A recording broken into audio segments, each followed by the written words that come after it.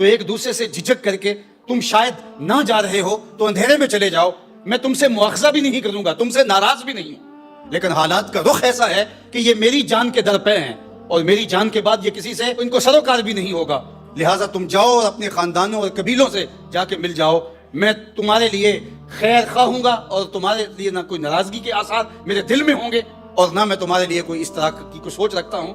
اور چراغ بجھا دیتے ہیں، اور تھوڑی دیر بعد جب چراغ جلایا ہوتا ہے تو لوگ حضرت امام حسین کے سامنے اسی طرح موجود بیٹھے نظر آتے ہیں۔ تو یہ استقامت کے کوہ گران ہیں۔ تو حضرت امام حسین رضی اللہ تعالیٰ عنہ نے قیام کیا ہے۔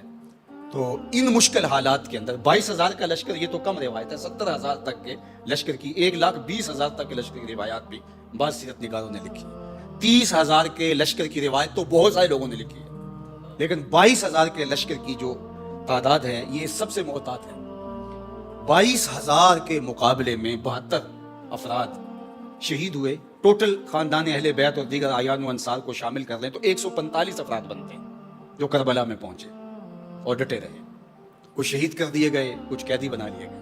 تو 145 کے مقابلے میں 22,000 کا لشکر جزار، اور وہ تیغ و تفنگ سے، آلات حرب و ضرب سے لیس ہے، اور ادھر کئی دن سے نہ پانی میسر ہے اور کئی دن سے نہ کھانے کو کچھ میسر ہے، مشکلات، مصائب، آلام، تکلیفیں، لیکن قیام ایسا کیا کہ زمانے نے دیکھا اور حضرت امام سرخر ہوئے، کامیاب ہوئے۔ اللہ اکبر۔